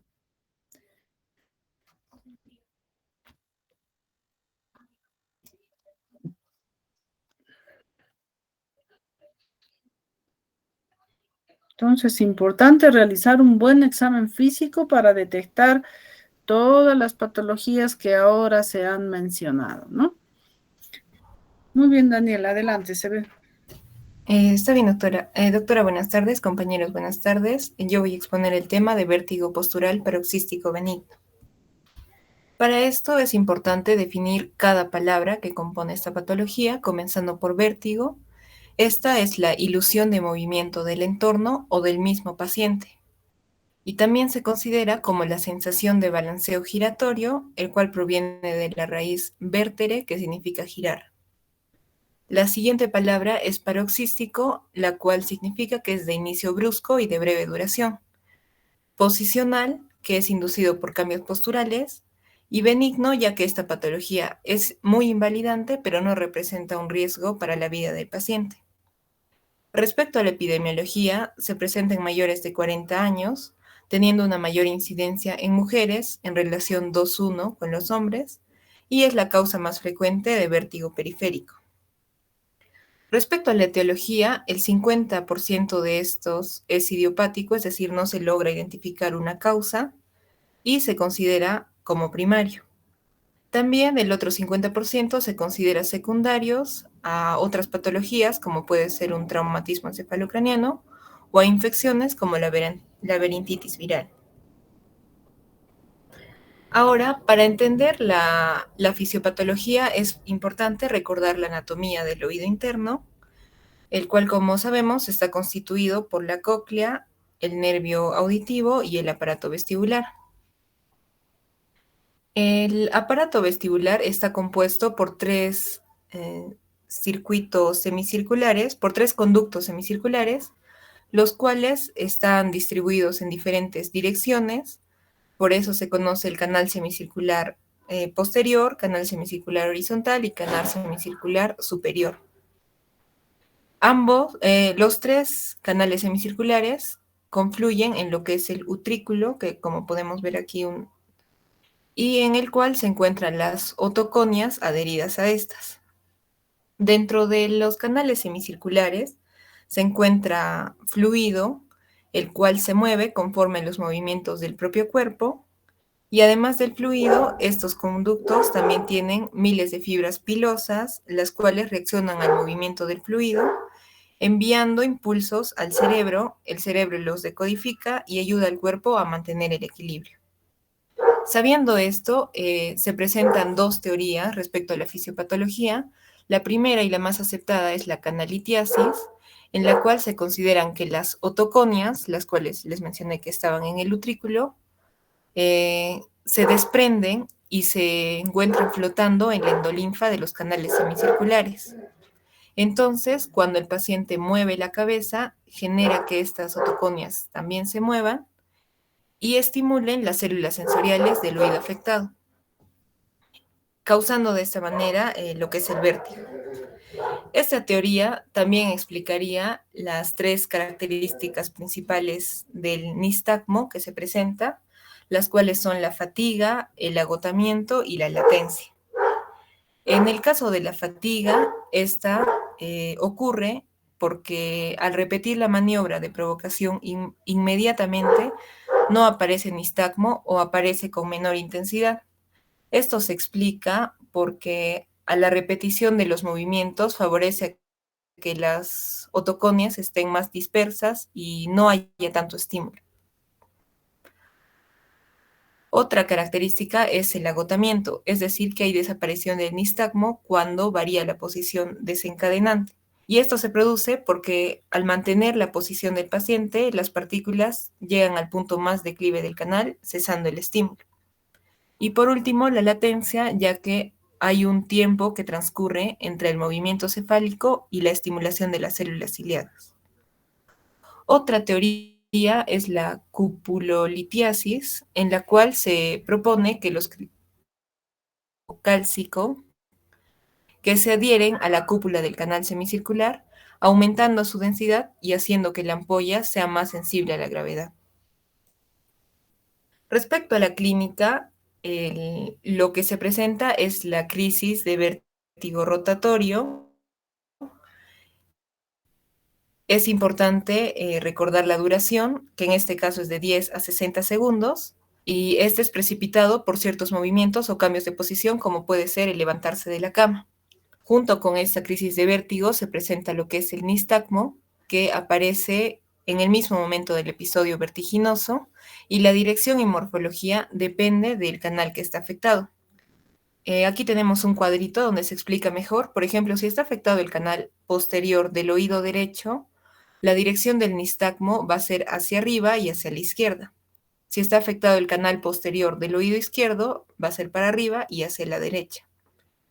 En el caso de que la afectación sea del canal horizontal, el nistagmo, si es de la afectación del oído derecho, el nistagmo se va a ir hacia la izquierda, y si es del oído izquierdo, se va a ir hacia la derecha. Y del canal superior, si está afectado el oído derecho, el nistagmo se dirige hacia abajo y hacia la izquierda, y si está afectado el oído izquierdo, hacia abajo y hacia la derecha. Junto a esto también pueden aparecer otros síntomas como es la cefalea, las náuseas y o vómitos debido al vértigo y la sudoración fría. Es importante también recalcar que no se presenta ni hipoacusia ni acúfenos. En el caso de que se presentase, se debe tener en cuenta otros diagnósticos diferenciales. Para el diagnóstico se presentan diferentes maniobras. En el caso de la maniobra de Dix-Hallpike, esta se utiliza para el diagnóstico de... Para realizar esta maniobra, primero es importante explicarle al paciente cuáles son los pasos que se van a realizar para que el paciente no se asuste y deje que lo movilicemos. Esta maniobra comienza con el paciente sentado en la camilla con las piernas sobre ella, como estamos viendo aquí en la imagen A. Giramos la cabeza del paciente 45 grados,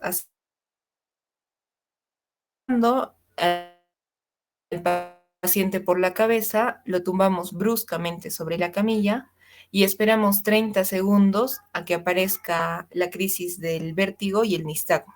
Si tras 30 segundos no aparece, volvemos a levantar al paciente colocándolo en la posición inicial, esperamos 30 segundos y realizamos la misma maniobra, pero hacia el lado contrario. Esta maniobra sería positiva si durante la maniobra aparece el nistagmo, además del vértigo, que como ya les indiqué en la dirección del anterior cuadrito. Aquí podemos ver un video para entenderlo de mejor manera. Cabeza mirando hacia el frente, giramos su cabeza en 45 grados hacia el lado que vamos a explorar y tumbamos bruscamente a la paciente.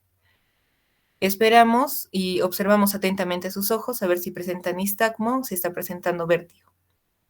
Después incorporamos nuevamente a la paciente y se hace la maniobra hacia el otro lado. Ahora aquí podemos ver en este video de aquí abajo, se presenta el caso de un paciente que tiene un vértigo posicional paroxístico benigno del canal posterior derecho. Esto les presento para que vean hacia dónde se dirige el nistagmo. Como vemos, el paciente está sentado, el doctor lo tumba en la camilla y vemos el movimiento del ojo, ¿no? Cómo se está dirigiendo hacia el centro y hacia arriba. Otra maniobra que se utiliza es la maniobra de McClure. Esta se utiliza más que todo para el diagnóstico de canal horizontal, en el cual el paciente se tiene en decúbito supino con la elevación de la cabeza a 30 grados y se realiza lo que es un giro cefálico hacia un lado, como estamos viendo aquí en la imagen, esperando la aparición del nistagmo. Después se vuelve a la posición inicial y se gira para el otro lado, de igual manera esperando la aparición del nistagmo. Y sería positiva si es que aparece el nistagmo y vértigo en ambos lados de rotación. Aquí podemos ver un video para entenderlo mejor. Como vemos, el paciente está echado en la camilla con una elevación de 30 grados. se le gira la cabeza hacia un costado, esperando la aparición del nistagmo o vértigo, y se regresa a la posición y después para girar al otro lado. Ahora, respecto a los diagnósticos diferenciales, uno de los diagnósticos es el vértigo de origen cervical, el cual la diferencia es que no presenta nistagmo en el de origen cervical. Otro diagnóstico puede ser el vértigo posicional central, en el cual se toma en consideración las características del nistagmo para diferenciarlo, que respecto a la latencia, el vértigo periférico tiene una latencia de 2 a 10 segundos, mientras que el central no tiene. Y respecto a la duración, como les mencioné, en el periférico es hasta menos de 1 minuto, en cambio en el central es más de 1 minuto. También que en el periférico se presenta lo que es fatigabilidad y agotamiento. Y respecto a la dirección, en el periférico es horizontal y rotatorio, pero en el central es multidireccional. Ahora, yéndonos a patología de oído, se puede diferenciar con la enfermedad de Meniere y la neuritis vestibular. Esto principalmente por la duración, ¿no? Como les mencionaba, que en el vértigo posicional paroxístico benigno es menos de 1 minuto. En la enfermedad de Meniere esto dura horas y en la neuritis vestibular esto dura días. Es importante por eso la anamnesis para preguntarle bien al paciente cuánto tiempo ha durado ese episodio de vértigo, porque puede que posteriormente haya quedado mareado, pero eso ya no sea el vértigo propiamente dicho, y eso podría hacernos confundir con otro diagnóstico. Ahora, respecto a la hipoacusia y el acúfeno, en el caso del vértigo posicional no se presenta, pero en la enfermedad de Meniere sí se presenta ambos. Y en la neuritis vascular se puede presentar acúfenos. Después que en el vértigo posicional, por posición se desencadena. Y respecto al nistagmo, que en el vértigo posicional se presenta en el momento agudo, en la enfermedad de Meniere en el momento de la crisis y también en la neuritis vestibular. Otros diagnósticos que se puede considerar es hipotensión ortostática, hipofunción vestibular unilateral crónica y migraña vestibular. Ahora, para el tratamiento, respecto al tratamiento del canal posterior, se utiliza lo que es la maniobra de Epley, en el cual de igual manera hay que explicarle al paciente cuál es el procedimiento que se va a realizar. Se comienza con el paciente sentado en la camilla, como estamos viendo aquí en la imagen, con las piernas sobre ella. Giramos la cabeza 45 grados sobre el lado enfermo y tumbamos al paciente. Teniendo al paciente tumbado, rotamos la cabeza 90 grados hacia el lado sano y mantenemos este giro de la cabeza. Después, sentamos al paciente manteniendo esta posición, lo enderezamos y realizamos lo que es retroflexión a 20 grados. Esto se fundamenta con la primera teoría que les mencioné de la canalitiasis, intentando una movilización de esas otoconias del canal semicircular afecto para que éstas regresen al utrículo. Que lo vamos a entender mejor en este video. Como vemos, el paciente está sentado con la cabeza mirando hacia el frente. Giramos la cabeza 45 grados hacia el lado afecto y echamos bruscamente al paciente. Esperamos al menos 30 segundos a ver si aparece nistagmo y nos colocamos para poder girar de mejor manera al paciente. Aquí lo giramos hacia el lado sano en 90 grados, de tal modo que la cabeza queda rotada en 45, e igual lo mantenemos 30 segundos o hasta que cese el nistagmo. Después le pedimos a la paciente que se eche de costado, giramos la cabeza, al final queda rotada en 135 grados. Veamos cómo es que se están moviendo estas bolitas naranjas que representan las otoconias. Y de ahí incorporamos a la paciente, primero que baje sus pies y después la levantamos. Y como vemos, estas bolitas naranjas están cayendo a lo que es el utrículo, ¿no? Bueno, no se termina de ver en el video, pero se termina de acomodar.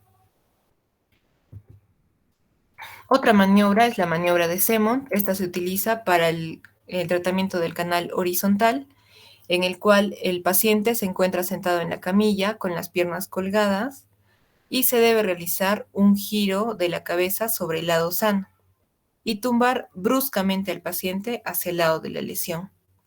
Mantenemos así por unos minutos y después, sin cambiar la posición de la cabeza, realizamos un giro brusco de 180 grados, como estamos viendo en la imagen, y volvemos lentamente a la posición. Esta maniobra ya también se fundamenta con la otra teoría, que es la de la cupolitiasis, la cual explica que mediante movimientos bruscos se intenta liberar la cúpula de las partículas. Y esas serían mis preguntas, doctora. Ya, muy bien, gracias. Las dejaremos pendientes las preguntas. ¿Alguna pregunta a vuestra compañera mientras Carla pone su diapositiva?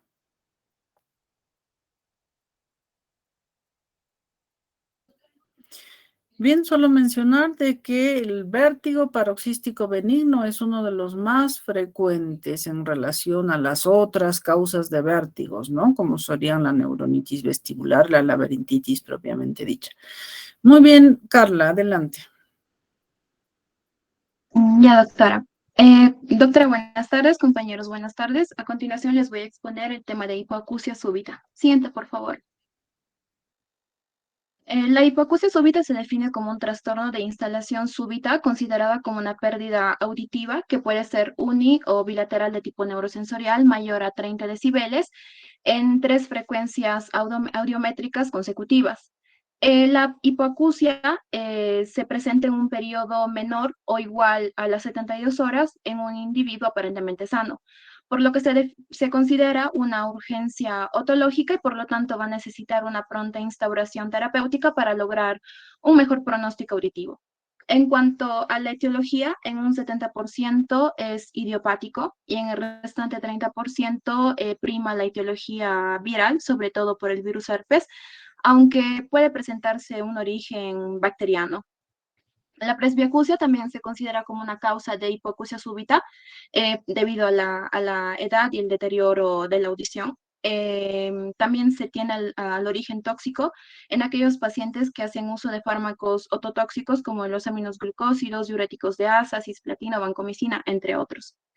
Dentro de las neoplasias se presenta el neurinoma del acústico, el linfoma. Importantes son los traumas, las lesiones cráneoencefálicas, los barotraumas, como los cambios bruscos de presión atmosférica pueden provocar una hipoacusia súbita, así como también la exposición a ruido. Un ruido mayor a los 140 decibeles va a provocar una hipoacusia súbita. Dentro de las enfermedades autoinmunes se presenta el lupus eritematoso sistémico y también la artritis reumatoide. La hipoacusia puede ser una complicación de estas dos patologías, o también el paciente puede llegar a la consulta y mencionar de que está padeciendo de hipoacusia, vértigo y por consiguiente ya estar cursando con una patología autoinmune. En cuanto a otra etiología, se tiene el trastorno vascular y entre otros también a la enfermedad de Meniere, y que cursa también con vértigo, tinnitus y también hay hipoacusia. Siguiente, por favor. Para poder ubicar de mejor manera a la hipoacusia súbita, se tiene que realizar la clasificación de las hipoacusias, empezando por la topográfica. Se puede observar en la imagen una clasificación de oído externo, medio e interno. Recordemos que el oído externo, compuesto por el conducto auditivo y el tímpano, van a ser los encargados de recoger las ondas sonoras y conducirlas hasta la membrana timpánica. Es ahí donde empieza el oído medio y junto a la cadena de los huesecillos van a amplificar las ondas sonoras y transmitirlas hacia el oído interno. Y el oído interno, a su vez, se va a encargar de transformar este sonido en estímulo nervioso o en impulso nervioso que luego va a ser transmitido por la vía acústica hasta la corteza cerebral. Entonces, mediante esta clasificación topográfica del oído se puede clasificar a su vez la hipoacusia de transmisión o de conducción y la hipoacusia neurosensorial o de percepción. En cuanto a la hipoacusia de transmisión o de conducción, se debe a lesiones del aparato transmisor. Es decir, se va a producir por obstrucciones a nivel del conducto auditivo externo o también por lesiones del oído medio, que pueden causar alteraciones a nivel de la membrana timpánica, a nivel de la cadena de los huesecillos o también en ambas estructuras. Lo que nos interesa a nosotros es la hipoacusia neurosensorial o de percepción, ya que ocurre una lesión a nivel del órgano de Corti, o a nivel de la cóclea, entonces tendríamos una hipoacusia coclear, o también una alteración de las vías acústicas, como una hipoacusia retrococlear, como por ejemplo el neurinoma del acústico. Dale clic, por favor, Yandel. Se ve un ejemplo de neurinoma del acústico que se va a ubicar detrás de la cóclea, por lo que va a causar justamente una hipoacusia retrococlear. El paciente puede estar cursando con ambas hipoacusias, por lo que se va a definir como una hipoacusia mixta. Siguiente, por favor. Clasificación cuantitativa según los grados de decibeles. Se define como audición normal, una percepción de 20 decibeles, y se empieza a definir hipoacusia superficial cuando la pérdida de la audición ya supera los 20 hasta los 40 decibeles. Eh, Cuanto mayor sea la pérdida de audición, o bueno, cuanto mayor sea el grado de decibel que no se puede oír, peor va a ser la hipoacusia. Entonces, se puede observar de 41 a 60 se tiene una hipoacusia moderada, de 61 a 80 una severa, de 81 a 100 profunda, y en caso de que no haya ninguna respuesta a ningún grado de decibel, ya se habla de anacusia. En cuanto a la clasificación evolutiva, tenemos a las hipoacusias estables, que son las que, como define su mismo nombre, son las que no modifican el umbral de audición con el paso del tiempo. Este es el caso de las hipoacusias neurosensoriales inducidas por los aminoglucósidos. Tenemos las progresivas, que son aquellas en donde el déficit auditivo va aumentando con mayor o menor rapidez. Tenemos las rápidamente progresivas, que en plazo de algunas semanas o pocos meses evolucionan con gran prontitud. Las bruscas, que pueden aparecer en un breve plazo de minutos u horas. Y la fluctuante, que es causado por procesos que evolucionan con una audición cambiante. Este es el caso de la enfermedad de Meniere. Siguiente, por favor. Entonces, el paciente va a referir una clínica típica, primada por la hipoacusia, la pérdida o el deterioro de la audición o la pérdida de la audición, que va a tener una instauración rápida, que puede ser en días o hasta en horas. Generalmente esta va a ser unilateral, aunque puede ser bilateral y más raramente bilateral sincrónica. En caso de que se presente de manera bilateral sincrónica, ahí ya se deben de buscar patologías específicas como meningitis, enfermedad autoinmunes, y realmente ver si se trata de una hipoacusia neurosensorial. Como segunda sintomatología, se presenta la sensación de taponamiento auditivo. Este, en un 80% de los casos, va a estar presente en los pacientes y es considerado un síntoma inicial y frecuente. ¿En qué consiste? En que el paciente se va a quejar de presión, de plenitud, o como el mismo nombre dice, de taponamiento en el oído afectado. Cuando los pacientes presentan esta segunda sintomatología, generalmente no buscan atención inmediata, ya que suele generar confusión, porque piensan que tal vez es otra patología como una otitis o un simple tapón de cerumen. Entonces no le dan una atención apropiada. Como tercera sintomatología tenemos los acúfenos, los tinnitus, o como lo describe el paciente, un silbido o un zumbido. Y hasta un 50% de los casos se asocia a síntomas vestibulares, como por ejemplo los mareos, vértigo e inestabilidad a estar de pie. Siguiente, por favor. En cuanto al diagnóstico, se va a lograr mediante la historia clínica. Esta va a ser fundamental, en donde se va a recolectar información acerca de la hipoacusia, si presenta síntomas acompañantes, cuáles son los antecedentes otológicos del paciente, si padece de morbilidades, y también si hace uso de medicamentos. Es importante preguntar acerca de los antecedentes familiares y si en algún caso ha realizado algún viaje que haya podido causar un barotrauma. Y bueno, importante también algún traumatismo acústico. En cuanto al examen físico, se va a realizar una otoscopía, debido a que se debe de diferenciar si se trata de una hipoacusia conductiva o de una hipoacusia neurosensorial. Entonces, al realizar una otoscopía, la mayoría de los pacientes van a presentar una exploración normal, porque recordemos que la neurosensorial no va a afectar el conducto auditivo externo y mucho menos la membrana timpánica. Entonces, para llegar al diagnóstico de hipoacusia súbita, van a haber 3 criterios de diagnóstico importantes. En primer lugar, se tiene la pérdida auditiva de naturaleza neurosensorial, una pérdida de audición de al menos 30 decibeles en por lo menos 3 frecuencias de prueba consecutivas, y que la pérdida de audición sea por lo menos dentro de un periodo de 72 horas. Siguiente, por favor. Entonces, importante diferenciar la pérdida auditiva de naturaleza neurosensorial de la conductiva. Para ello se va a hacer uso de 2 pruebas, la prueba de Weber y la prueba de Rinner. La prueba de Weber es una prueba de lateralización, simplemente se va a colocar un diapasón en la frente, en la nariz o en los dientes, es un diapasón golpeado, y en la prueba normal el sonido no se lateraliza. En caso de que sea una hipoacusia conductiva, el sonido se va a lateralizar hacia el oído afectado, pero en caso sea neurosensorial, el sonido se va a lateralizar hacia el lado normal. Como segunda prueba se tiene la prueba de RIN. La prueba de RIN tiene como objetivo comparar la audición de un sonido transmitido por vía aérea con la audición del mismo sonido, pero transmitido por vía ósea. Entonces, la prueba normal es que el sonido transmitido por vía aérea sea oído en comparación al transmitido por vía ósea. Eso en conclusión sería que el paciente puede oír el diapasón en el oído.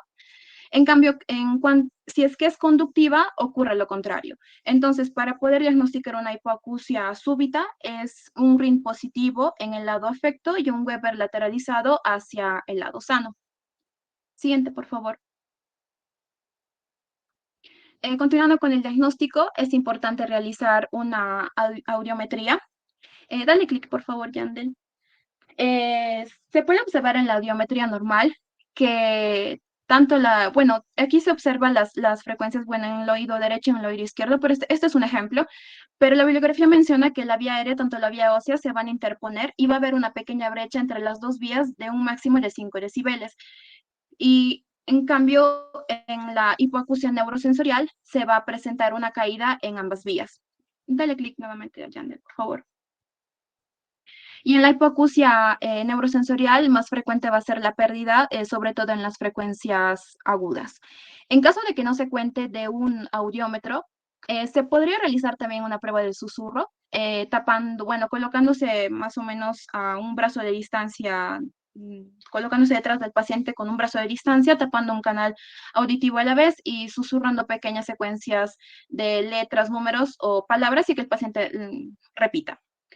Hay criterios de mejoría auditiva, esto también calculado en decibeles, y la recuperación total consiste en una recuperación mayor o igual a los 30 decibeles, y en caso sea menor a los 10 decibeles, se define como que realmente no ha ocurrido ninguna recuperación. Siguiente, por favor. Otras pruebas diagnósticas que se pueden realizar son las emisiones otoacústicas, que cuyo objetivo es detectar la energía eléctrica y la despolarización de las células ciliadas. Y bueno, esta prueba va a determinar si realmente el paciente tiene intactas o no las células ciliadas, y se va a realizar sobre todo en los recién nacidos. Los potenciales evocados se va a realizar después de los 3 meses de vida y es similar a un electroencefalograma. La logoaudiometría, o también definida como es una audiometría verbal, va a medir el porcentaje de capacidad auditiva de fonemas. Entonces, va a ser muy similar a la audiometría tonal, simplemente en vez de oír sonidos, se van a oír palabras y el paciente va a tener que repetirlos. Y como última prueba diagnóstica, se va a tener que realizar una impedanciometría y va a evaluar el estado del oído medio y si hay resistencia del sistema de conducción. Siguiente, por favor. Ya. En cuanto al tratamiento, en la mayoría de los casos, la hipoacusia súbita va a tener una recuperación espontánea, por lo que el paciente no va a necesitar ningún tipo de tratamiento.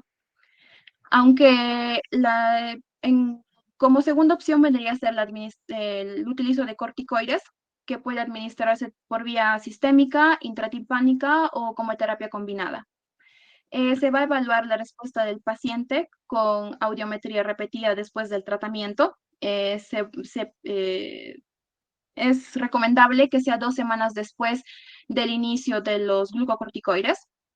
Y para optar, si es necesario un tratamiento adicional mediante audiometría, si el paciente presenta una mejora mayor o igual a los 10 decibeles en la audición y tiene una pérdida auditiva menor a los 20 decibeles, entonces no va a necesitar ningún tratamiento adicional.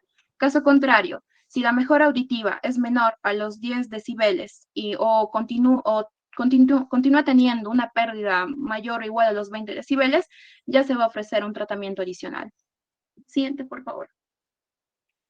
Este es un algoritmo de tratamiento en donde se menciona nuevamente que, en primer lugar, se debe de evaluar y tratar las causas subyacentes siempre y cuando se logre, si es que se logra ubicar la etiología, si es que hay etiología que no sea idiopática. Y empezar el tratamiento con glucocorticoides. Las opciones vienen a ser prednisona oral o también dexametasona intratimpánica. Se realiza audiometría y según la mejoría que presenta el paciente, si es que hay mejoría, se realiza una audiometría a los 6 meses. Caso contrario, se ofrece una terapia de rescate. Esto va a depender si el paciente ha sido tratado previamente con prednisona oral, entonces ya se va a optar por una dexametasona intratimpánica. Si es que ha sido tratado previamente con dexametasona intratimpánica, ya se va investigando si el paciente puede tolerar glucocorticoides sistémicos. Siguiente, por favor. En cuanto al pronóstico, como ya mencionado, es por lo general favorable, ya que aproximadamente 2/3 de los pacientes logran recuperar cierto grado de audición. Esto va a depender mucho si el tratamiento ha sido, cuanto más temprano ha sido también el tratamiento. Los pacientes que no hayan mejorado dentro de los 3 meses generalmente no van a presentar una recuperación significativa en la audición. Y el indicador de pronóstico más importante va a ser el grado de pérdida auditiva en el momento de la presentación. ¿Esto qué quiere decir? Que cuanto menos grave sea la pérdida auditiva en el momento de la presentación, mayor será la probabilidad de recuperación. Ahí interviene también el tratamiento oportuno que se le da al paciente y sobre todo la edad. Para un paciente joven va a ser más factible, más probable que recupere la audición en comparación a un paciente de tercera edad. Siguiente, por favor. Eso es todo, doctora. A continuación están las preguntas. Muy bien, gracias. Las preguntas las dejaremos ya para el examen. Por cierto, bueno, las exposiciones ya hemos concluido prácticamente. Nos faltaría ahondar algunos pequeños temas. Ahora quiero que por favor definan la fecha de examen y referente al día 8 de diciembre, que es feriado. Entonces, ese día podemos tener, no sé, el examen o tal como está programado ya el día 15. A ver, eso los dejo a su consideración, pónganse de acuerdo. O si quieren otra fecha antes, no tengo problema. Entonces, pónganse de acuerdo y me avisan a través de Diego, pues, vuestro delegado. ¿Ya? Muy bien. Listo, entonces nos estamos viendo. Y sí, Diego, dime. Ofrezco, bueno, sí, ya está, me falta poquito, ya se las voy a pasar todas, incluyendo las de las clases, las exposiciones y todos el detalle de las notas, ¿ya? Bien, Diego, te las paso pronto, ¿sí? O mejor dicho, se las paso a cada uno de ustedes en el hola virtual, ok. Ya te comunico.